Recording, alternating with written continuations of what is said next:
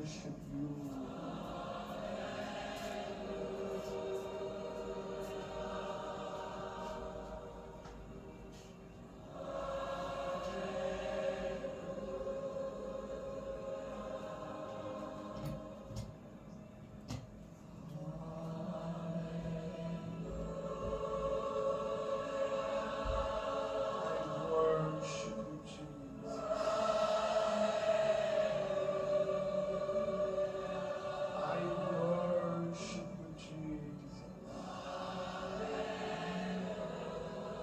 Master of heaven, I worship you.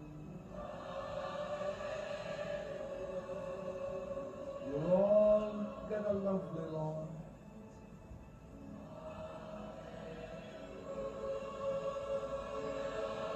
Altogether lovely, Lord.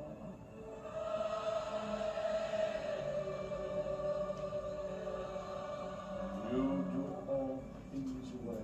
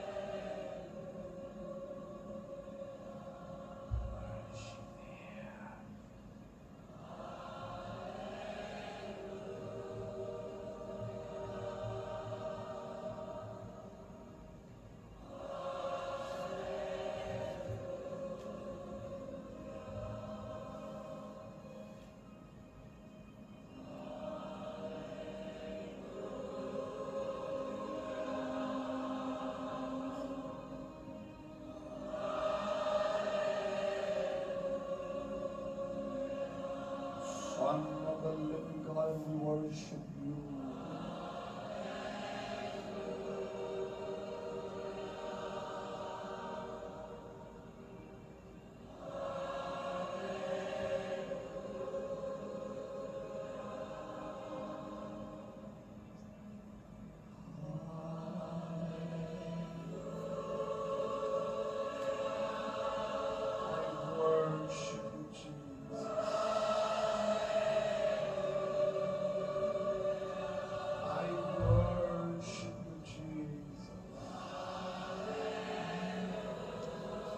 Master of heaven, I worship you. You're altogether lovely, Lord.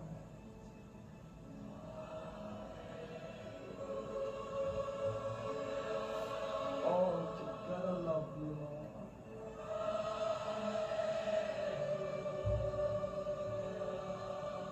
You do all things well.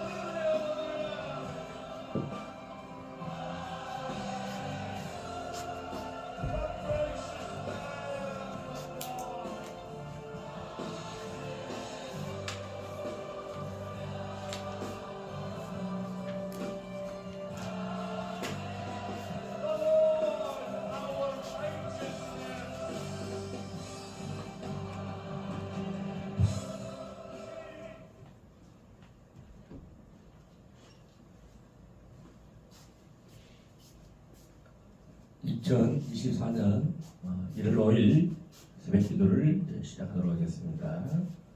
함께 찬송가 270장 괜찮는 주님의 사랑과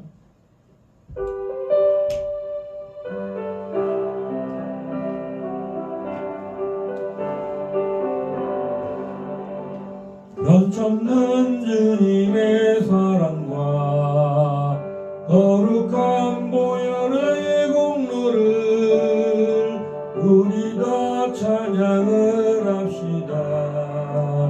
주님을 만나볼 때까지 예수는 우리를 깨끗게 하시는 주시니 그의 피 우리를 눈보다 더 이게 하시네.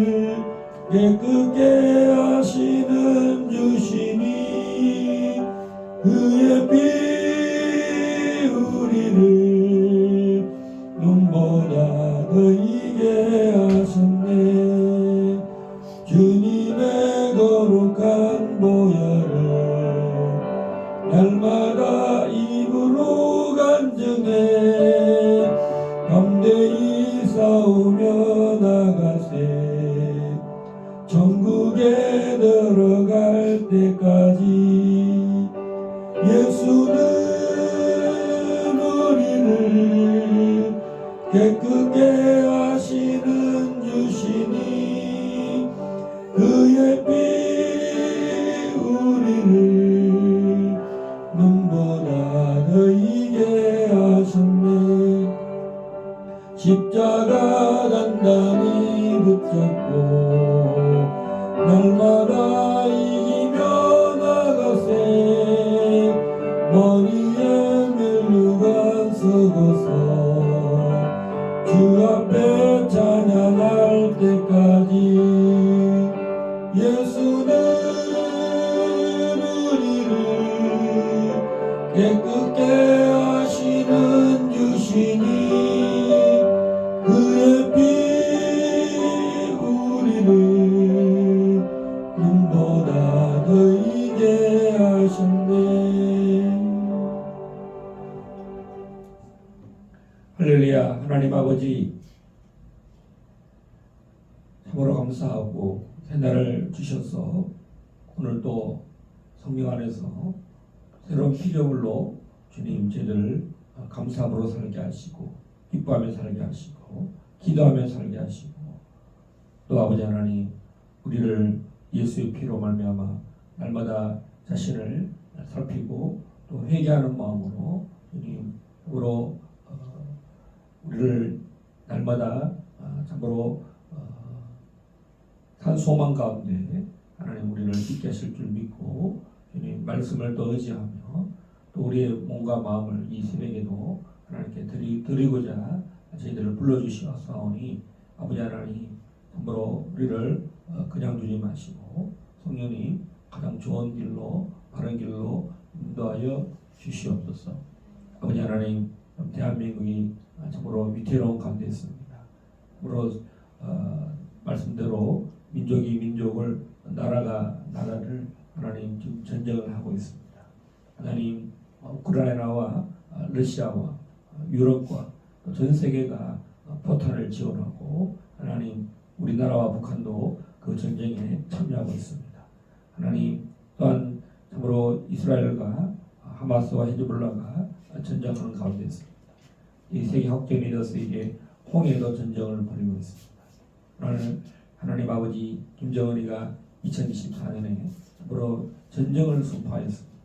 하나님 우리 대한민국과 북한이 이제 참으로 민족의 개념이 아니라 적대적인 개념으로 그들이 전쟁을 선언하고 또 언제 전쟁을 치를지 알지 못하는 이때 하나님 우리 대한민국이 영적인 대각성이 한국교회로부터 일어나게 하여 주십시오. 하나님 우리부터 회개하는 마음이 각 교회별로 새벽기도가 없는 것은 새벽기도가 활성화되게 하여 주시고 하나님 참으로 또 주야에 기도하는 기도의 불이 다시 한번 하나님 각 교회별로 또 가정별로 하나님 또 교회 연합 가운데 일어날 수 있도록 하나님 대한민국을 참으로 마지막 때 대제사장의 나라로 사용하실 줄 믿고 주님 반드시 대한민국이 하나님 복음으로 통일될 수 있도록 자유통일될 수 있도록 하나님 2천만 하나님의 동포들이 참으로 포로된 자들로부터 자유되게 하여 주시고 종의 멍에로부터 저들이 이제 자유하게 하시고 가볍게 될 수 있는 그 날들을 하나님 2024년에 선포합니다. 하나님 참으로 우리를 이 적정 지역에 불러주셔서 우리가 그냥 참으로 안일한 가운데 살지 않게 하시고 참으로 선지자의 심정으로 예레미야의 심정으로 또 아버지 하나님 세례 요한의 심정으로 이 나라를 촉구하고 깨우는 하나님으로 기도하는 저희들 다 될 수 있도록 은혜를 베풀어 주십시오. 하나님 또 이 1월달에 우리 하나님의 백성들이 해야 할 과업들이 있습니다. 각자마다 하나님이여 참으로 부르신 뜻대로 사명을 감당하고자 하는 그 모든 각자의 하나님 기도 제목들을 주님 낱낱이 기억하시고 또 성령님 기름 부으시사 강력한 돌파로 하나님 뚫고 나가게 하여 주십시오. 또 하나님께서 반드시 응답하여 주실 줄 믿고 새 힘을 주시는 하나님의 그 성령으로 하나님 힘입어서 독수리가 높이 오름같이 아버지 하나님의 피곤을 하지 않고 곤배하지 않고 낙심하지 않고 염려하지 않고 성령으로 성령의 능력으로 성령의 나타남으로 다 일어나기를 예수 그리스도 이름으로 선포합니다. 오 아버지 하나님이여, 참으로 이 아침에도 주의 자문의 말씀을 우리가 또 겸손한 마음으로 듣고자 하오니 주여, 우리 영이 활짝 열려서 인생을 살아가는 동안 하나님의 성령님의 지혜로 아버지, 참으로 주님 주시는 이 놀라운 감동의 말씀으로 오늘 하루도 승리하고 2024년도 참으로 이 말씀을 의지하여 승리하였다고 우리는 이겼습니다라고 고백하는 하나님의 백성들 다 되도록 주님 은혜를 다하여 주시옵소서. 우리 사랑하는 가족들과 그 가정에 하나님 기도 제목들을 일일이 다 응답하여 주십시오. 이 신년에 하나님 믿음으로 이 새벽에 문을 열고 하늘의 보좌의 문을 활짝 열어주실 줄 알고, 성령님 또 이 기도에 직접 참여하셔서 하나님 우리가 간절히 부르실 때에 성령 안에서 간절히 간구할 때에 주여 말할 수 없는 탄식으로 하나님 우리의 영의 비밀을 다 아시는 성령님, 그러므로 우리가 마음껏 성령님 앞에 간절히 간구할 때에 성령님 역사하여 주십시오. 우리의 기도를 그러므로 기뻐 받으시고 들으시기를 심히 귀를 기울이시는 우리 주 예수 그리스도 이름으로 기도합나이다. 아멘. 이 잠언 16장 보겠습니다.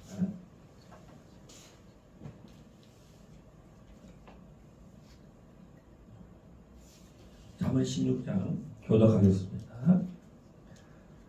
마음의 경영은 사람에게 있어도 말의 응답은 여호와께로부터 나오느니라. 사람의 행위가 자기 보기에는 모두 깨끗하여도 여호와는 심령을 감찰하시느니라. 아멘. 내 행사를 여호와께 맡기라. 그리하면 내가 경영하는 것이 이루어지리라. 여호와께서 온갖 것을 그 쓰임에 적당하게 지으셨나니 악인도 악한 날에 적당하게 하셨느니라. 무릇 마음이 교만한 자를 여호와께서 미워하시나니 피차 손을 잡을지라도 불을 면하지 못하리라. 인자와 진리로 인하여 죄악이 속하게 되고 여호와를 경외함으로 말미암아 악에서 떠나게 되느니라. 사람의 행위가 여호와를 기쁘시게 하면 그 사람의 원수라도 그와 더불어 화목하게 하시느니라. 적은 소득이 공의를 경하면 많은 소득이 불의를 경한 것보다 나으니라. 사람이 마음으로 자기의 길을 계획할지라도 그의 걸음을 인도하시는 이는 여호와시니라. 하나님의 말씀이 왕의 입술에 있은즉 재판할 때에 그의 입이 그르치지 아니하리라. 공평한 저울과 접시 저울은 여호와의 것이요 주머니 속에 저울추도 다 그가 지으신 것이니라. 악을 행하는 것은 왕들을 미워할 바니 이는 그 보좌가 공의로 말미암아 굳게 섬이니라. 의로운 입술은 왕들이 기뻐하는 것이요 정직하게 말하는 자는 그들의 사랑을 입느니라. 왕의 진노는 죽음의 사자들과 같아도 지혜로운 사람은 그것을 쉬게 하리라. 왕의 희색은 생명을 뜻하나니 그의 은택이 늦은 비를 내리는 구름과 같으니라. 지혜를 얻는 것이 금을 얻는 것보다 얼마나 나은고 명철을 얻는 것이 은을 얻는 것보다 더욱 나으니라. 악을 떠나는 것은 정직한 사람의 대로이니 자기의 길을 지키는 자는 자기의 영혼을 보존하느니라. 교만은 폐왕의 선봉이요 거만한 마음은 넘어짐의 앞잡이니라. 겸손한 자와 함께하여 마음을 낮추는 것이 교만한 자와 함께하여 탈취물을 나누는 것보다 나으니라. 삼가 말씀에 주의하는 자는 좋은 것을 얻나니 여호와를 의지하는 자는 복이 있느니라. 마음이 지혜로운 자는 명철하다 일컬음을 받고 입이 선한 자는 남의 악식을 더하게 하느니라. 명철한 자에게는 그 명철이 생명의 샘이 되거니와 미련한 자에게는 그 미련한 것이 징계가 되느니라. 지혜로운 자의 마음은 그의 입을 슬기롭게 하고 또 그의 입술에 지식을 더하느니라. 선한 말은 꿀송이 같아서 마음에 달고 뼈에 양약이 되느니라. 어떤 길은 사람이 보기에 바르나 필경은 사망의 길이니라. 고되게 일하는 자는 식욕으로 말미암아 애쓰나니 이는 그의 이 자기를 독촉함이니라. 불량한 자는 악을 꾀하나니 그 입술에는 맹렬한 불 같은 것이 있느니라. 패역한 자는 다툼을 일으키고 말쟁이는 친한 것을 이간하느니라. 강과한 사람은 그 이웃을 꾀어 좋지 아니한 길로 인도하느니라.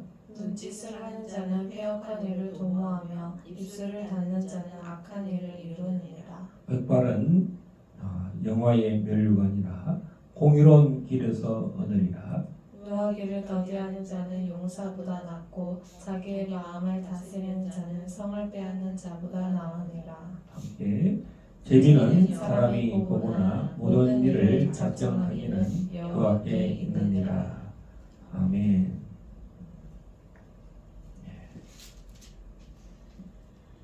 오늘은 여러 가지 주제들이 다양하기도 합니다. 근데 제가 15절까지 읽으면서 빠지지 않는 그 내용 중에 하나가 그 겸손과 교만이라는 내용이 많이 있고 그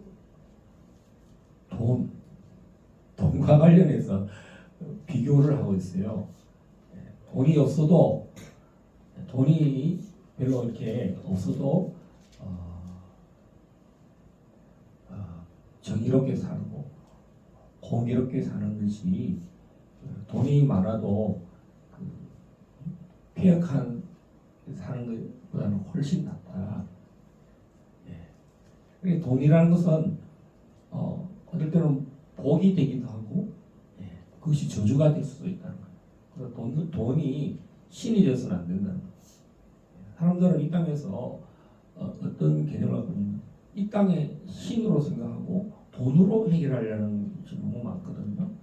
근데 사람들의 마음이 그 마음 속에 정직한 마음으로 돈을 대하려는 태도가 없고 또 불의한 마음으로 돈을 주니까 돈을 따라서 그렇게 가면 안 되겠죠. 그래서 우리나라가 부정이 많고 부패가 많은 이유가 공의보다 정의보다 오늘 그 대한민국이 유전무죄란 말이 있어요. 돈이 있는 사람은 이제 법정에 가면 좋은 변호사를 사서 판사하고 좀 친한 사람하고 샀는지 그 판사가 이제 은퇴하고 바로 이제 변호사로 취임하면은 정관예우라는 게 또 있대요. 그래가지고 그 변호사한테는 사람들이 몰려드는 거예요.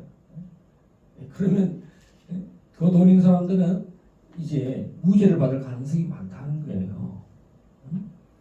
그래서 우리나라는 이런 개혁대 성경대로 원래 이 법이라는 것은 공이라는 것은 성경에서 시작됐고 또 헌법이라는 것은 모세오경의 법에서 시작된 거거든요. 그래서 오늘 우리가 그런 부분들을 이해하면서 이 말씀을 묵상하면은 돈의 어떤 그 가치 때문에 우리 영혼을 팔고 사는 잘 분별할 수가 있겠죠. 자, 그리고 또 마음의 상태를 하나님이 잘 보신다는 거죠. 하나님과 동행한다는 것이 얼마나 중요한지 우리가 저 사람이 반드시 잘 가는 것 같은데 결국은 사망으로 갈 수가 있다는 거죠.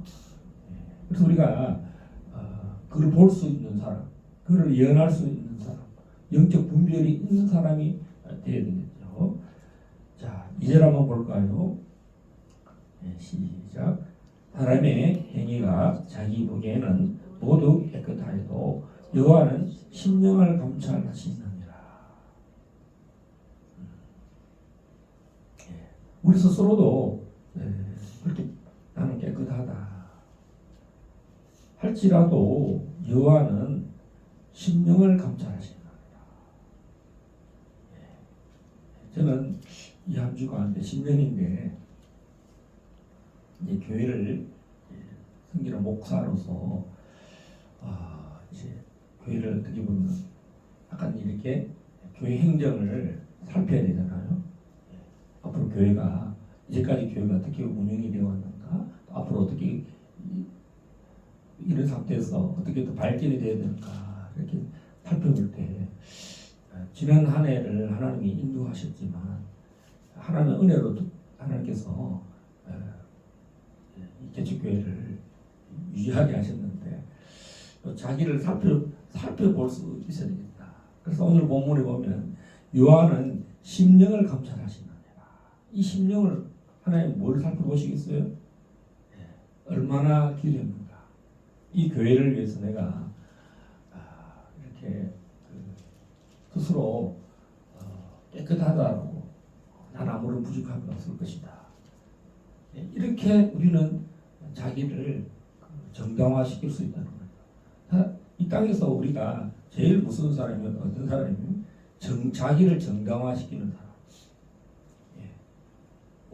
내가 문제가 없다는데, 내가 틀리지 않았고 내가 깨끗하다는데 누가 나한테 뭐 이래라 저래라, 당신이 뭔데, 뭐 이렇게 표현하면 진짜 대화가 안 되잖아요. 사람들은 그렇게 말할 수가 있어요. 스스로도 자기를 방어해야 되니까. 누가 나에게 뭐 이래라 저래라 그러면 누가 좋아할 사람이 있겠어요? 그럼 또 당신은 얼마나 잘났느냐, 또 그러면 다툼과 분쟁이 될 수도 있지만, 이런 일은 우리가 기도를 할 때 누구에게 들어야 되느냐? 하나님께. 그래서 여호와는 심령을 감찰하시느니라. 여러분, 오늘 말씀에 보면 저울 이야기가 있어요. 저울. 무게를 대는 거. 11절 한번 볼까요? 시작. 공평한 저울과 접시 저울은 여호와의 것이요 주머니 속에 저울지도 다 그가 지으신 것입니다. 우리가 이 무게를 재잖아요. 법정에 가서도 공평한 이 법의 무게를 가난한 사람과 부자가 있다. 그러면 이 저울이 공평해야 돼요. 돈을 받으면 돈 많은 사람, 이 만약에 법관하고 또 이 변호사하고 어떤 사적인 그런 관계로 연결되면 아무래도 사람은 이게 마음이 이렇게, 그래서 부당한 공정한 재판을 하지 못하면 안 되겠죠. 마찬가지 우리의 마음도 마찬가지. 하나님이 마음을 지어볼 수 있어요. 성경에 그런 표현들이 있죠. 어떤 왕이 하나님 앞에 미달, 뭐 합격, 불합격 이것도 우리가 시험을 치면 체크를 하잖아요. 근데 하나님은 사람의 마음을 저울처럼 달아본다는 거예요. 근데 하나님이 다윗 왕 보고는 심령을 살필 때 다윗을 어떻게 표현하냐면 내 마음에 합한 사람이다. 왜? 여기서 어떨까요? 그는 겸손했다는 거죠.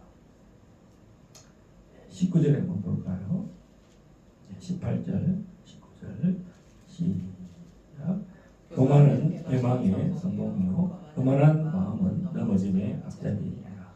겸손한 자와 함께하여 마음을 낮추는 것이 교만한 자와 함께하여 살침을 나누는 것보다 나으니라. 이 사울왕은 사무엘 제사장이 선지자가 늦게 온다고 그 제사를 분향을 좀 기다려야 되잖아요. 근데 급한 마음에 그냥 자기가 드려버려요. 또 그 전쟁에서 이긴 그런 것들 다 이렇게 정리하라잖아요. 근데 자기 생각에 이게 너무 아깝지 않느냐, 난결한다는 거죠. 하나님이 종 사무엘은 하나님의 일을 그대로 대언하는 자다. 사무엘이 사울 왕이기 때문에 그 예언하는 마음이 또 친하다는 마음으로 가깝다는 이유로 하나님의 말씀을 그대로 전하지 않으면 그러면 이제 다 함께 망하는 거지만 우리 다윗은 어떻게 보면은 처음부터 선택된 왕이 아니잖아요. 어떻게 보면은 그 애초에 간택된 왕도 아니에요. 사울이라는 왕이 베냐민 지파의 기스의 아들로서 정말 외모도 그렇고 키도 그렇고 정말 초대 그 사울은 좀 겸손했어요. 그렇죠? 자기가 왕이 될 당인가 그렇게 생각할 때 자기는 뭐 그렇게 생각을 하지도 않았을 거예요.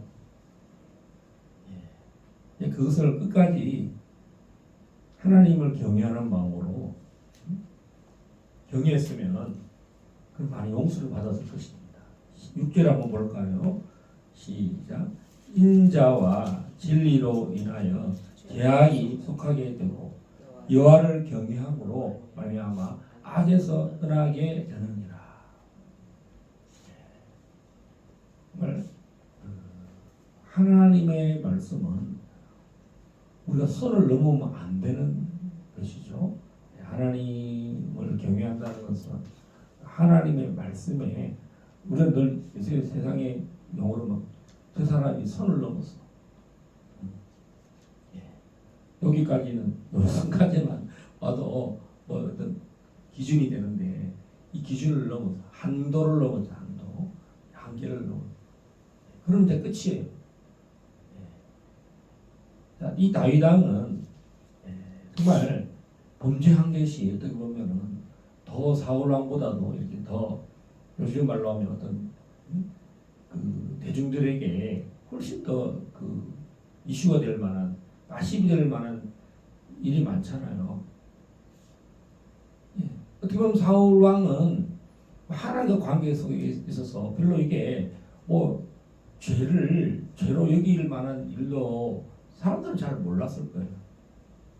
하나님을 기쁘게 한다고 뭐 예물을 드린다 그러고 이런 부분이지만 다윗은 뭐 다른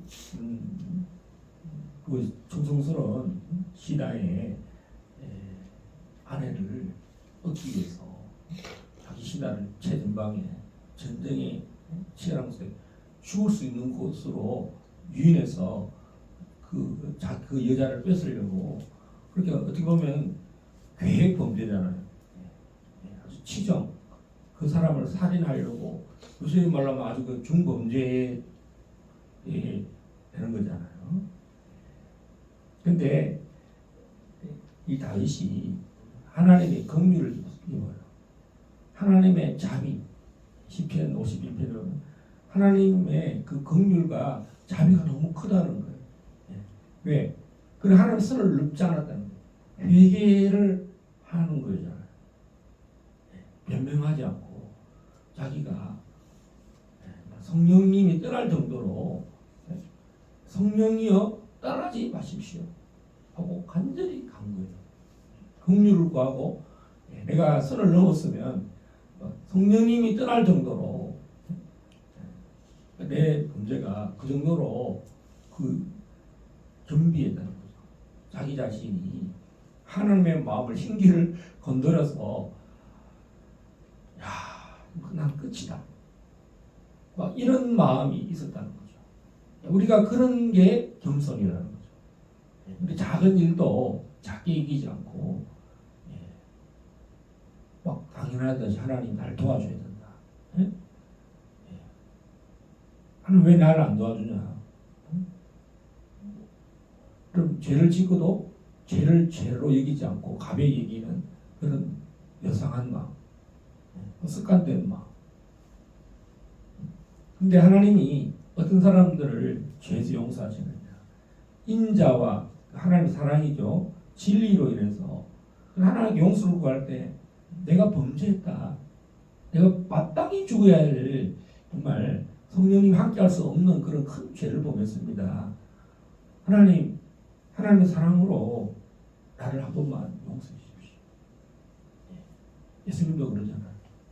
비유를 들어서 둘째 아들이 정말 재산을 다 가져가서 다 써버렸으니까 이제 정말 어떻게 보면 배역한 아들이죠.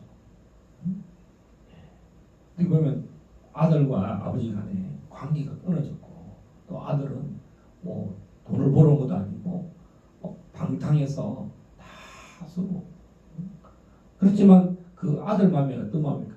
내가 아버지 집에 아들이라 부를 자격도 없는 아들이지만 내가 그래도 우리 아버지 집에 가서 참 노역이라도 하고 종이라도 하면 굶어 죽지는 않겠다. 이런 죄송함과 미안한 마음과 회개하는 마음으로 그래도 아버지 집에 있는 게 낫지 않는가 하고 그렇게 표현했을 때 그 아버지가 어떻게 했습니까? 아들이 돌아왔다. 아들이 회개하고 돌아올 때 정말 엄청난 그 기쁨이 충만하지 않습니까? 하나님께서는 우리가 회개할 때에 하나님의 그 자비와 그 긍휼이 사랑이 죄악에서 속하게 된다. 또 여호와를 경외함으로 말미암아 악에서 떠나게 된다. 가늠한 여자가 많은 사람들 앞에서 성경 율법대로 예수님이 당연히 돌을 들어서 이 여자를 쳐라. 율법에 그렇게 되어 있지 않느냐. 이렇게 이야기할 줄 알고 다 돌을 준비하고 이제 앞에 섰을 때 예수님이 뭐라고 하셨어요? 뭐라고 적었어? 또 죄 없는 자가 돌을 쳐라. 그 율법에 뭐겠습니까? 하나님은 정말 자비하시고 정말 마땅히 저 여자는 세상에 법적으로나 윤리적으로 용서를 받을 수 없는 마땅하다고 하는 그런 사람들조차도 율법의 정신이 뭔가? 율법은 하나님을 사랑하고 이웃을 사랑하는 거다.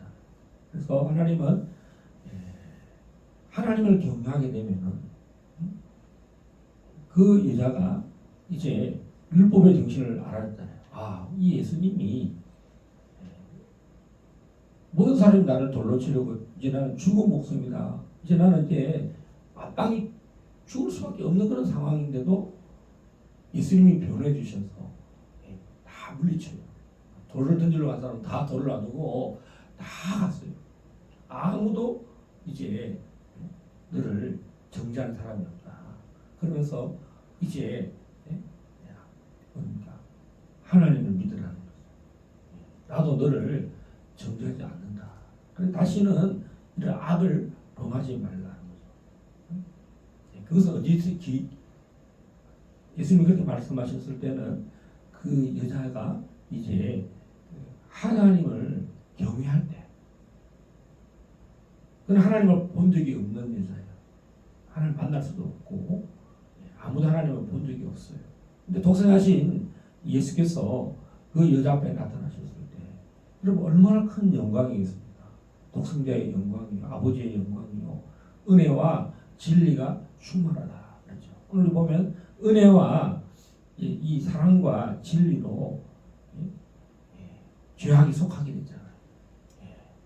그리고 여호와를 경외함으로 말미암아 그는 하나님의 아들 예수를 만났기 때문에 그 여자가 이제 즉시 치유가 되겠죠. 현장범이었으니까 그것도 주님이 용서하셨고 또 거기서 무엇을 느끼겠습니까? 용서, 사랑, 진리. 내가 이렇게 살면 안 되는구나. 그 즉시 악에서 떠날 수가 있다는 거죠. 우리 예수님을 여러분 만나게 되면 그런 많은 경험들이 있을 거예요. 저는 선교지에서 선교사로 갔지만 정말 빈 시간들이 많아서 할 수 있는 게 별로 없었어요. 그래서 또 습관적으로 바둑을 좋아하다 보니 밤새 바둑도 뜨고 이렇게 사람이 습관대로 산다고 시간을 때우기가 좋잖아요.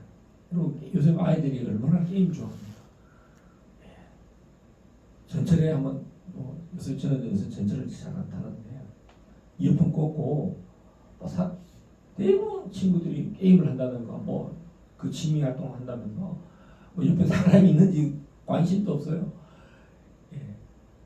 저는 그렇다 치고 이제 그 조용한 데서 사람이 없는 데서 혼자서 그렇다 치면 요새는요 대중들이 다 그렇게 거의 이게 중독된 그런 이렇게 치우치는 성향이 이럴 때부터 많아집니다.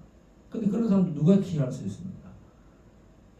이런 대중들이나 내 주변의 사람들이 노타치 개인의 프라이버시이기 때문에 와서 이렇게 하는 사람 아무도 없어요. 여러분 전철에 아무도 내가 뭘 해도 그 사람 고쳐주지 않아요.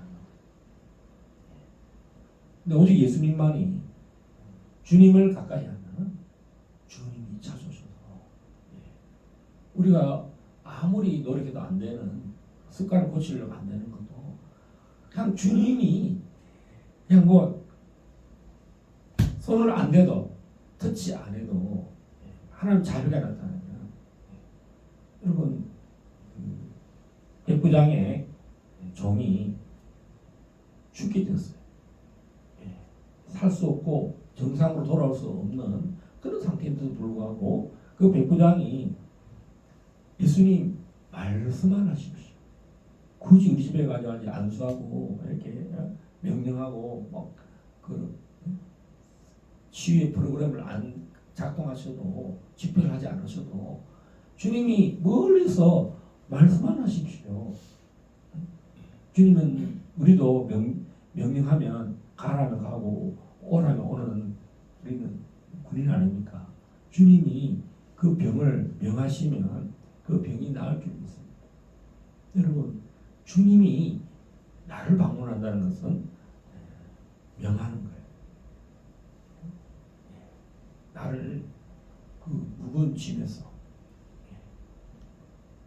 아무리 노력해도 안 되고 여러분 중독이라는 것은요 하나의 습관이 되어버려요. 습관을 안 한다고 이제 과한 습관이 되죠. 다른 생활까지도 컨트롤이 안 되도록 생활에 이제 술 중독이죠. 알코올 중독. 알코올 중독은 낮에도 술을 먹어야 돼. 그리고 마약이 중독되면 어떻습니까? 대낮에도 마약을 먹어요. 그래서 그 미국에 보니까 샌프란시스코 도시 필라델피아를 보니까 사람들이 대낮에도 허리를 90도 숙이고 하다 하다 무슨 표현을 해야 되나 무슨 영화에 나오는 용어인데 그 중독된 성애, 성폭력 여러 가지로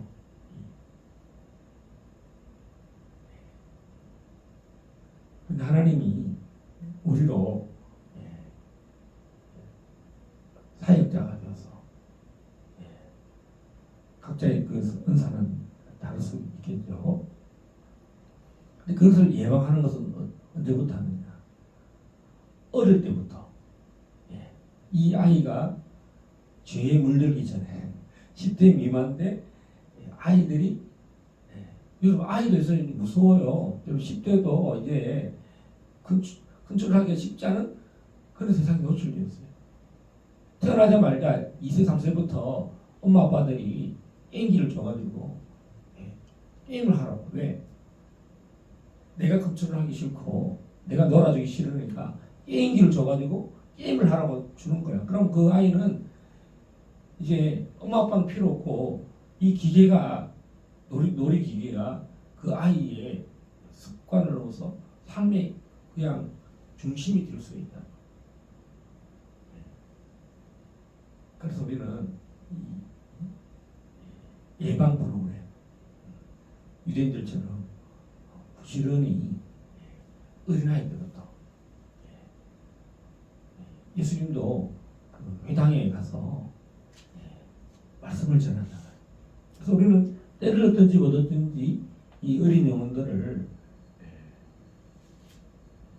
귀가 다쳐서 자기 스스로가 사망의 길로 가는 그런 시점이 이르지 않도록 이 성경 말씀에 그런 말씀이 있잖아요. 뒤에 한번 넘겨볼게요. 25절 시작. 어떤 길은 사람이 보기에 바르나 필경은 사망의 길이니라. 그렇습니다. 오늘 우리가 말씀에 여러 말씀들이 있는데 우리 16절 한번 보겠습니다. 16절 시작. 지혜를 얻는 것이 금을 얻는 것보다 얼마나 나은고 영체를 얻는 것이 은을 얻는 것보다 더욱 나으니라. 여기도 보면 이 땅에 가장 가치 있는 은과 금을 가진 것보다 재산을 정식하는 것보다도 더 중요한 게 뭐냐? 지혜를 얻는 것이고 명철을 얻는 것이다. 요새는 누가 연봉을 얼마 받았더라?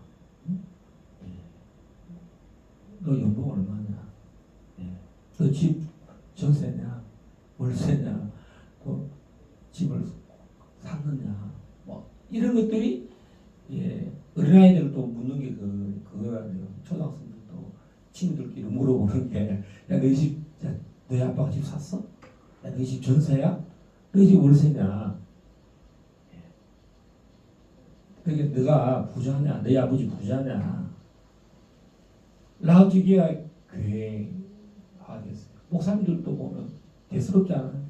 목사님 교회 샀어요? 교회 몇 평이에요? 한국에 오니까 정말 너무 이게 세속화됐다는 거예요. 자기가 세속화된지도 몰라. 세상화됐어요. 라우디게화 됐어요. 그러니까 안약을 발라야 돼. 라우디게 안약을 사고 그리고 파는 데를 가야 돼. 요즘 이게 그런 목회사들이 모이고 그런 성도들이 모인 곳에 살면 아무도 그것을 세속화된지를 이해하지 못해요. 선교지에서는요, 제가 선교지에 가서 목사님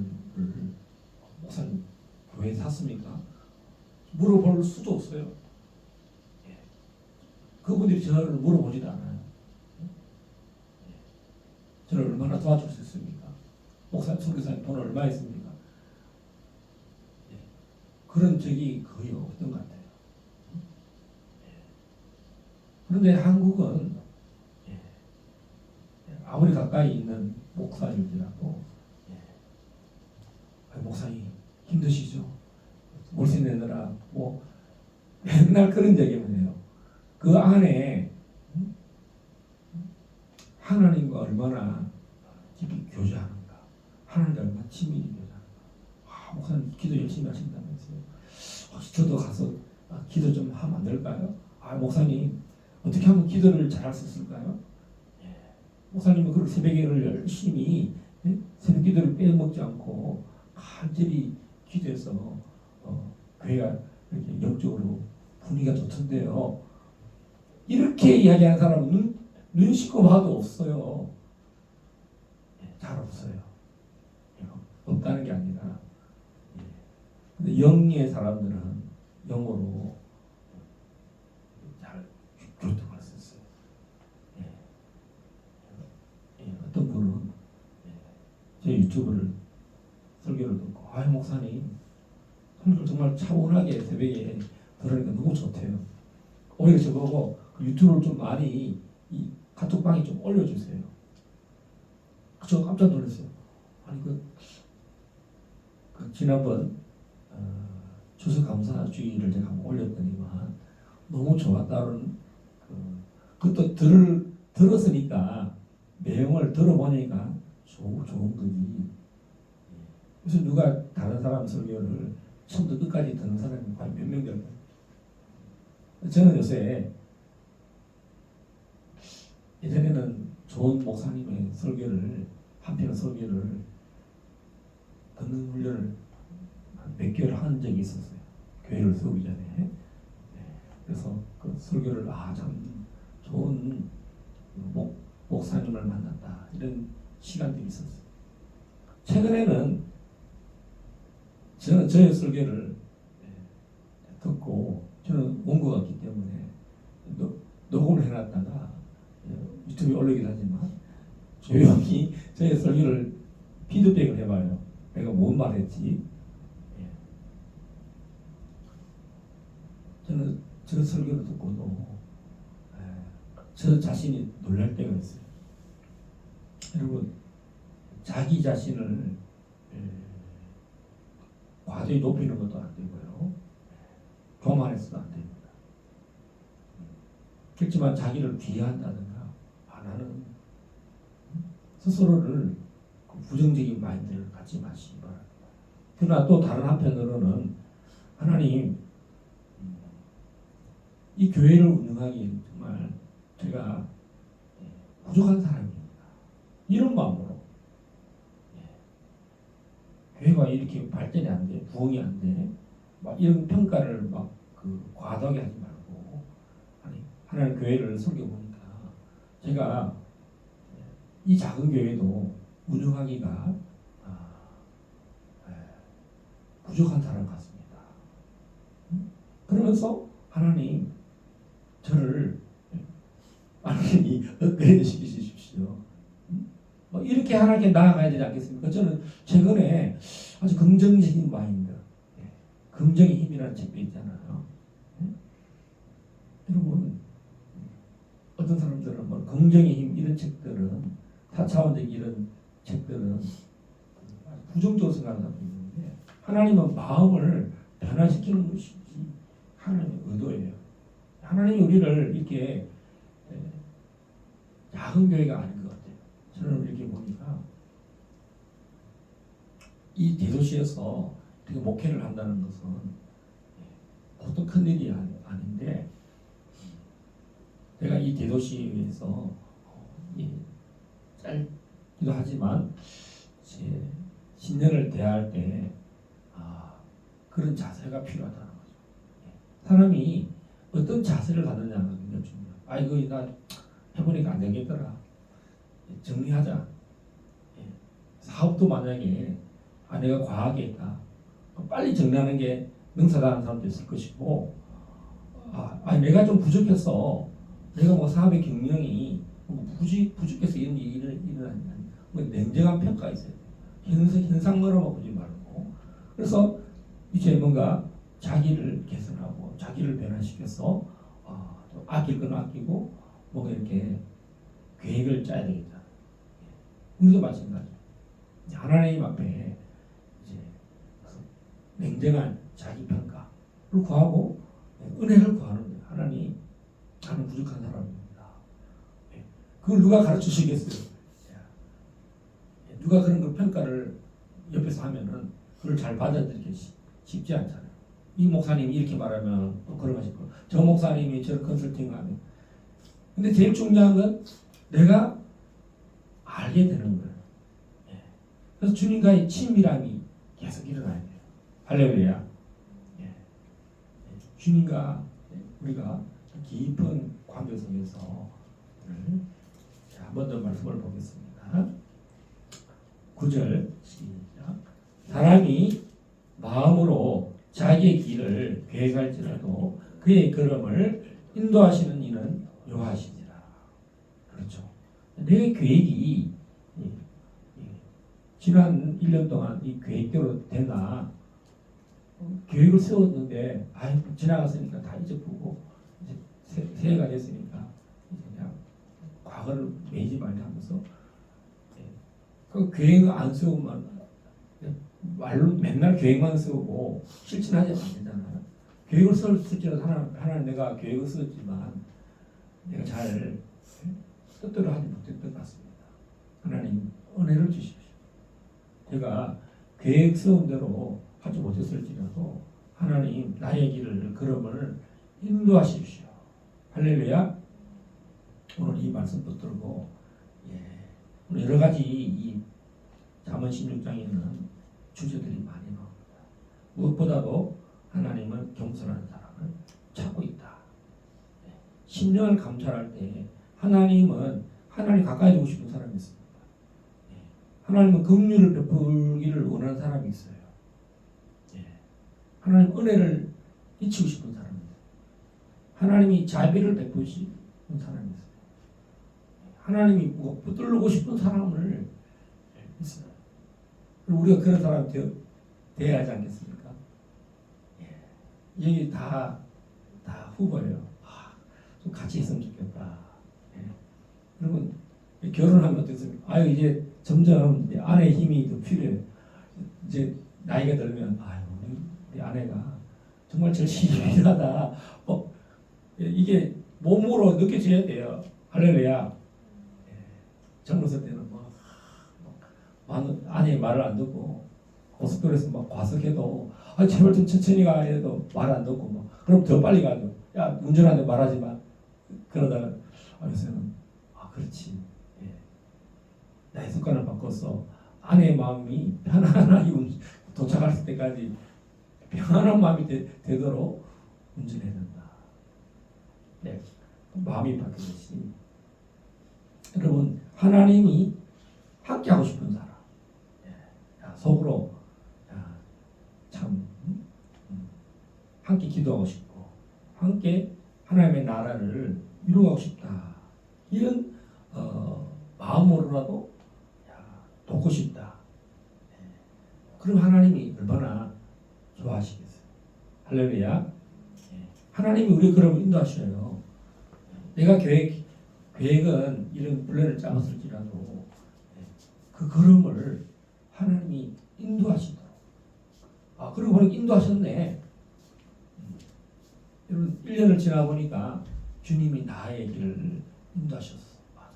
이 길을 하나님이 반드시 인도하시는 것 같고 또 그 믿음에 더 의지해서 2024년에도 나의 길을 다 가도록 예수님이 인도하시고 성령님이 인도하시고 아버지의 사랑이 아들을 보내신처럼 우리를 생명의 길로 인도하신다. 할렐루야. 우리 한번 기도하십시다. 이 신년에 우리를 이 신년의 기도를 이 첫째 주에 오게 하셨습니다. 하나님이 나를 찾고 계신다. 하나님이 나의 길을 다 가도록 인도하신다. 하나님은 겸손한 자와 함께한다. 2024년에는 하나님이 겸손히 인도하는 사람을 찾고 계신다. 할렐루야. 또 하나님은 지혜로운 자를 찾고 계신다. 하나님이 찾는 사람, 하나님이 만나고 싶은 사람, 하나님이 함께하고 싶은 사람이 2024년에 되었으면 좋겠습니다. 우리가 자신의 연약함을 자책하지 마시고 하나님 스스로 나는 연약합니다. 하나님 나는 부족합니다. 나의 길을 인도해 주십시오. 나는 능력이 없습니다. 성령님 정말 나를 성령의 능력으로 늘 함께 하셔서 내 힘이 아니 주님의 지혜로 내 주님의 지혜가 내 속에 계시고 성령님의 기름 부음이 차고 넘쳐서 나의 길을 다 하나님 나의 가정을 나의 모든 앞일을 또 우리 길갈 제자교회 2024년 한 해에도 하나님의 나라가 나타날 수 있도록 우리 이 시간에 우리 또 대한민국이 겸손한 나라가 돼서 공의로운 나라, 정의로운 나라가 돼서 평안한 나라가 되게 하고 우리 기도할 때 북한에 2천만 북한 동포들이 종의 멍에서 포로된 자에서 자유하게 되는 북한이 되게 달라고 기도하고 또 이스라엘의 평화를 위해서 다시 오실 주님의 나라를 예배하는 우리가 되게 달라고 우리 주여 세 번 간절히 부르짖고 함께 평소도 자유롭게 기도하는 시간을 갖도록 하겠습니다. 주여 주여 주여